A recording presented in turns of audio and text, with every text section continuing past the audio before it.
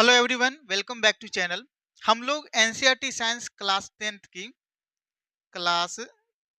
की जो है ये चैप्टर नंबर 2 पढ़ रहे हैं। इसका ये लेक्चर नंबर 2 है। इसका लेक्चर नंबर 1 आ चुका है। अगर आपने उसको नहीं देखा है तो आप मेरे चैनल पे जाके देख सकते हैं। तो ये लेक्चर नंबर 2 है। चलिए शुरू करते हैं। पिछले कक्षा में जो है, पिछले लेक्चर में हम लोग कुछ पढ़ चुके थे और इस लेक्चर में हम लोग आगे डिस्कशन करेंगे। और ये एनसीईआरटी आपके हर एग्जाम के लिए बहुत ही ज़्यादा इम्पोर्टेंट होने वाला है।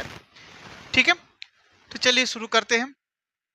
आज का टॉपिक क्या है कि जो अम्ल और क्षार के रासायनिक गुणधर्म है उसके बारे में समझने की बात कह रहा है।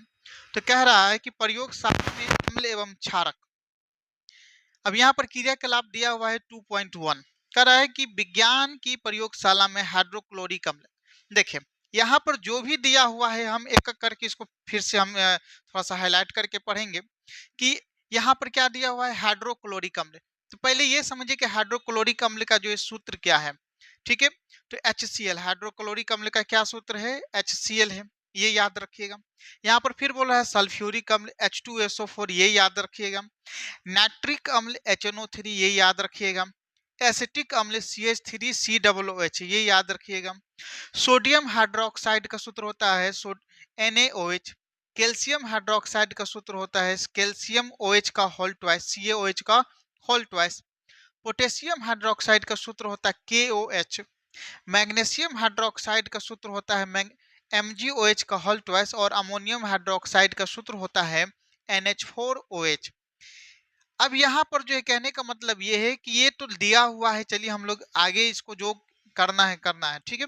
लेकिन यहाँ पर आप ये जितना भी रासायनिक के समीकरण का नाम दिया हुआ है, जितना भी जो है रासायनिक तत्व का नाम या जो रासायनिक यौगिक का नाम दिया हुआ है, इस नाम का जो इसका सूत्र याद जरूर रखना है कि जैसे हाइड्रोक्लोरिक अम्ल का HCl, ठीक है। उसके बाद जो है सल्फ्यूरिक अम्ल का H2SO4, नाइट्रिक अम्ल का HNO3, एसिटिक अम्ल का CH3COOH, सोडियम हाइड्रोक्साइड का NaOH, कैल्शियम हाइड्रोक्साइड का CaOH का होल ट्वाइस, पोटेशियम हाइड्रोक्साइड का KOH। तो ये याद रखिएगा। अब आगे क्या बोल रहा है कि ऊपर दिए गए प्रत्येक विलयन की एक बूंद वाच ग्लास में बारी बारी से रखिए एवं सारणी 2.1 के अनुसार निम्नलिखित सूचकों से उसकी जांच कीजिए। लाल लिटमस, नीले लिटमस, फिनोप्थिलीन, मेथिल ऑरेंज के विलयन के साथ लिए गए विलयन के रंग में क्या परिवर्तन होते हैं, अपने परीक्षण को सारणी 2.1 में दर्शाइए। अब क्या है कि ये जो दिया हुआ है इसमें क्या है कि कुछ अम्ल है और कुछ क्षार है। इसमें जो दिया हुआ है वो क्या है, कुछ अम्ल है कुछ क्षार है। जैसे अगर OH लास्ट में लगा हुआ है, OH लास्ट में लगा हुआ है तो वो क्षार है, ठीक है। OH लास्ट में लगा हुआ है तो क्षार है, OH लास्ट में लगा हुआ है तो क्षार है। जितना भी OH वाला है सभी क्षार है। और सिर्फ हाइड्रोजन है, सिर्फ हाइड्रोजन है तो सिर्फ हाइड्रोजन वाला अम्ल हो जाएगा। परिभाषा आप पढ़ चुके हैं, अम्ल की परिभाषा क्या है। तो अम्ल की परिभाषा ये है कि ये जल में घुलकर H+ आयन देता है, ठीक है। क्षार की परिभाषा क्या पढ़े हैं हम लोग, तो क्षार की परिभाषा पढ़े हैं कि ये जल में घुलकर OH- आयन देता है। तो अम्ल में सिर्फ और सिर्फ हाइड्रोजन रहेगा, क्षार में जो है हाइड्रोक्साइड रहेगा, OH रहेगा। तो ये दो चीज यहाँ पर दिया हुआ है, अम्ल और क्षार दिया हुआ है, ठीक है। अब इसको क्या करना है कि फिनोप्थेनिल के माध्यम से, लिटमस पत्र के माध्यम से जांच करना है। और जांच करने के बाद जो है लिटमस पत्र में क्या फर्क पड़ रहा है, फिनोप्थिलीन में क्या फर्क पड़ रहा है, मेथिल ऑरेंज में क्या फर्क पड़ रहा है, इसके बारे में हमको जानकारी लेनी है, ठीक है। चलिए आगे बढ़ते हैं। अब यहाँ पर देखिए सारणी है तो इसको ये भरा नहीं रहता है, ये मैंने अपना रिसर्च करके भरा था। आप लोग भी जो अपने किताब में भर लीजिएगा। एक तरफ अम्ल लिख दिया और एक तरफ क्षारक लिख दिया, ठीक है। अम्ल जो है लाल लिटमस पत्र को चेंज नहीं करता है, याद रखिएगा। अम्ल जो है लाल लिटमस पत्र को चेंज नहीं करता है, ठीक है। क्षार लाल लिटमस पत्र को क्या कर देता है, नीला कर देता है। कभी कभी प्रश्न जो है उल्टा करके पूछ देता है कि अम्ल लाल लिटमस पत्र को किस रंग में चेंज कर दे, आप फटाक से मार दीजिएगा नीला, नहीं ये गलत हो जाएगा। अम्ल जो है लाल लिटमस पत्र को चेंज नहीं करता है। अम्ल के साथ अगर लाल लिटमस पत्र की अभिक्रिया होती है तो वो लाल रंग के ही रह जाती है, उसमें कोई परिवर्तन नहीं होता है। लेकिन वही अगर लाल लिटमस पत्र क्षार के साथ प्रक्रिया करती है, अभिक्रिया करती है, तो नीले रंग की हो जाते हैं।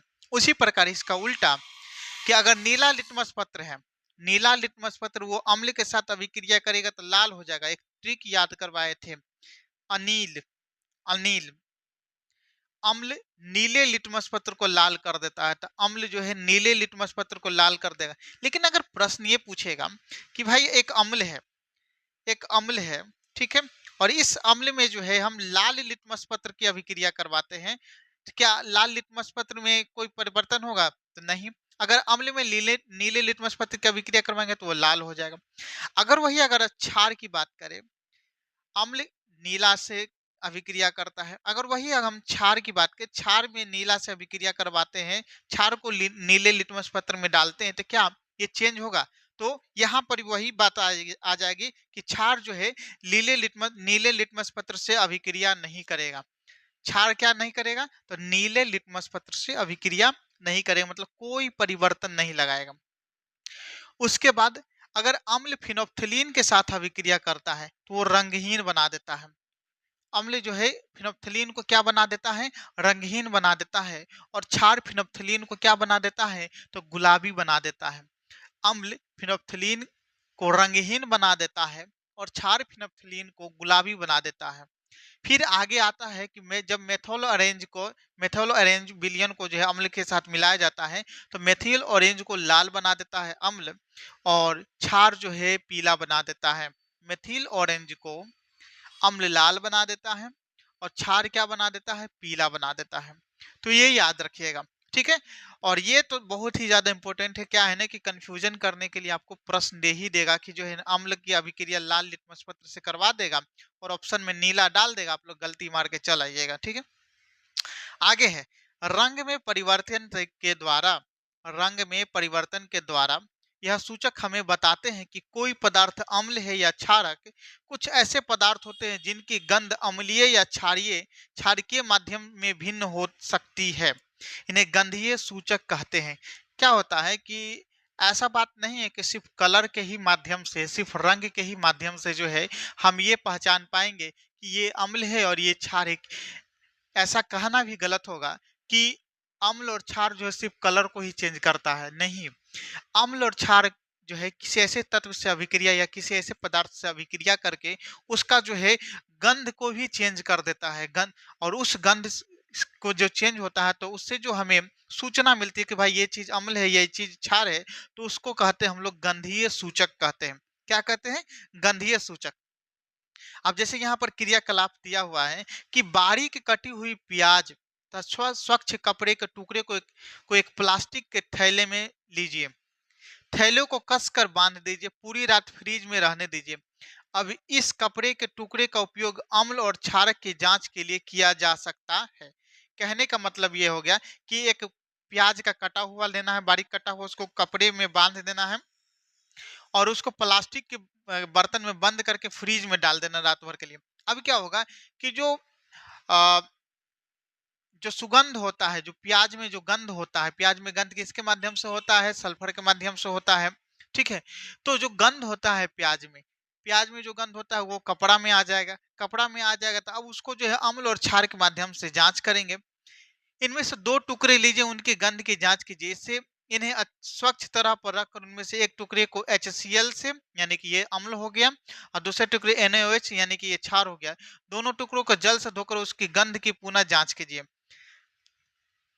और अपने परीक्षणों को लिखिए। अब थोड़ा तनु बेलिना या लौंग का तेल लीजिए। देखिए, पहला परीक्षण क्या किया कि पहला परीक्षण ये किया कि जो है जो प्याज है, प्याज को जो है बोला है उसके कपड़े में बांध कर, उसके बाद जो उसको अम्ल क्षार से अभिक्रिया करके उसका गंध चेक कीजिए कि कैसा गंध हो रहा है। उसके बाद फिर बोला है कि तनु बेलिना लौंग का तेल लीजिए तथा इनकी गंधों की जांच कीजिए।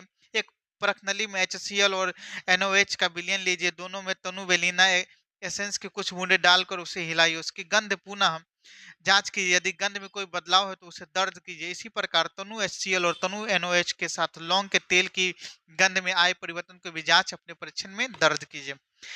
अब यहाँ से देखिए, ये जो बोल रहा है, अब इसको तो हम देख नहीं ना सकते हैं, गंध को उतना पहचान नहीं सकते कि किस प्रकार का गंध आता है, लेकिन गंध मतलब उसका नाम नहीं दे सकते हैं। ज्यादा से ज्यादा क्या बोल सकते हैं, अच्छा गंध, खराब गंध। लेकिन जो है प्रश्न ये पूछ देता है कि निम्नलिखित में से कौन गंध सूचक है। निम्नलिखित में से कौन गंध सूचक है, तो याद रखिएगा कि वेनिला, प्याज, लौंग के तेल, ये तीनों जो है गंध सूचक है। वेनिला, प्याज और लौंग के तेल जो है तीनों गंध सूचक है, इसको गंधीय सूचक के नाम से जानते हैं। याद रखिएगा, ठीक है। क्यों? क्योंकि ये अम्ल और क्षार के साथ अभिक्रिया करके गंध में परिवर्तन कर लेता है। अम्ल एवं क्षारक के रासायनिक गुणधर्मों को समझने के लिए आइए कुछ और क्रियाकलाप करते हैं। अब यहाँ पर क्या है कि अम्ल और क्षार की अभिक्रिया धातु के साथ करवाते हैं तो क्या प्राप्त होता है उसको हम लोग जानते हैं। तो यहाँ पर एक क्रियाकलाप दिया हुआ है, क्रियाकलाप 2.3 कह रहा है कि एक परख नली में 5 ml तनु सल्फ्यूरिक अम्ल यानी कि H2SO4 अम्ल लेने के लिए कह रहा है। इसमें दानेदार जिंक डालना है। ठीक है, एक प्रक्रिया है कि दानेदार टुकड़े को के साथ तनु सल्फ्यूरिक अम्ल की अभिक्रिया एवं ज्वलन ज्वलन द्वारा हाइड्रोजन गैस की जांच। ठीक है, क्या किया गया कि एक बीकर लिया गया, ये ग्लास लिया गया, इसमें क्या किया कि तनु सल्फ्यूरिक अम्ल जो है H2SO4 डाल दिया और उसमें दानेदार जिंक डाल दिया। जब दानेदार जिंक डालने लगा ना, तो इसमें से एक गैस निकलने लगा। क्या निकलने लगा? गैस निकलने लगा। अब गैस निकलने लगा, तब इस गैस का जो है ना, इसके एक साबुन के विलयन में डालकर उसके बुलबुले को जो है आ, जांच करने लगे कि जो है ये गैस जो निकल रहा है ये कौन सा गैस निकल रहा है। ठीक है, तो ओवरऑल अब आपको क्या याद रखना है कि जब अम्ल की अभिक्रिया धातु से कराई जाती है तो हाइड्रोजन गैस निकलता है। क्यों? क्योंकि जब यहाँ से गैस ये निकला और साबुन के एक घोल में रखकर उसमें से जो बुलबुला मतलब जो निकल रहा है, साबुन के घोल में जब गैस डालते हैं या जैसे हवा से उड़ाते हैं तो एक साबुन का बुलबुला बन जाता है। आप देखते होंगे कि हवा में उड़ने भी लगता है। तो वो बुलबुला जब ऊपर आने लगा, यहाँ पर इस प्रकार के ऊपर आने लगा, तो यहाँ पर इसको जब जलाने की बात आई, तो जब जलाने की बात आई तो फट फट की आवाज के साथ हाइड्रोजन गैस का दहन होने लगा। तो आपको पहले भी बता चुके हैं कि हाइड्रोजन गैस जब जलता है तो फट फट की आवाज आती है। ठीक है, तो यहाँ पर फटफट की आवाज के साथ जो है हाइड्रोजन गैस जलने लग गया। ठीक है, और कौन कौन सा गैस जल सकता है? हाइड्रोजन गैस ही हवा के माध्यम से जल सकता है। ठीक है, चलिए, तब यहाँ पर क्या निष्कर्ष निकला कि जब धातु की अभिक्रिया अम्ल के साथ कराई जाती है, जब धातु की अभिक्रिया अम्ल के साथ कराई जाती है तो हाइड्रोजन गैस निकलता है। यहाँ धातु अम्ल के साथ हाइड्रोजन को निकाल देता है। जैसे यहाँ पर ये अभिक्रिया है कि H2SO4 प्लस जिंक, तो जिंक ZnSO4 बना लेता है, यानी कि जिंक लवण बना लेता है। जिंक एक ZnSO एक लवण है और हाइड्रोजन गैस बाहर निकाल देता है। तो क्या पॉइंट याद रखना है कि जब, अच्छा एक और यहाँ से एक और तरीका से पूछ सकता है कि जब सल्फ्यूरिक अम्ल में दानेदार जिंक के टुकड़े को डाला जाता है तो कौन सा गैस निकलता है? तो हाइड्रोजन गैस निकलता है। इस प्रकार से भी प्रश्न पूछ सकता है। या धातु की अभिक्रिया अम्ल के साथ कराई जाती है तो कौन सी गैस निकलती है? तो हाइड्रोजन गैस निकलती है। इस प्रकार से भी प्रश्न पूछा जा सकता है। आगे है कि ध्यान दीजिए कि ऊपर दी गई अभिक्रिया में धातु अम्ल से हाइड्रोजन परमाणुओं का हाइड्रोजन गैस के रूप में विस्थापन करती है। यह एक यौगिक बनाती है जिसे लवण कहते हैं। अम्ल के साथ धातु की अभिक्रिया इस प्रकार होते हैं। तो अब यहाँ से ये भी समीकरण में भी पूछ देगा कि जब अम्ल के साथ अम्ल के साथ धातु की अभिक्रिया होती है तो क्या डैश प्लस H2 गैस, या ऐसे भी दे सकता है कि लवण प्लस डैश डैश गैस। तो ये दोनों याद रखना है कि भाई अम्ल के साथ धातु की अभिक्रिया होती तो लवण भी प्राप्त होगा और हाइड्रोजन गैस भी प्राप्त होगा। ठीक है, ये दोनों चीज याद रखना है। अब चलिए, यहाँ पर जो है क्षार के साथ धातु की अभिक्रिया प्राप्त करवाते हैं।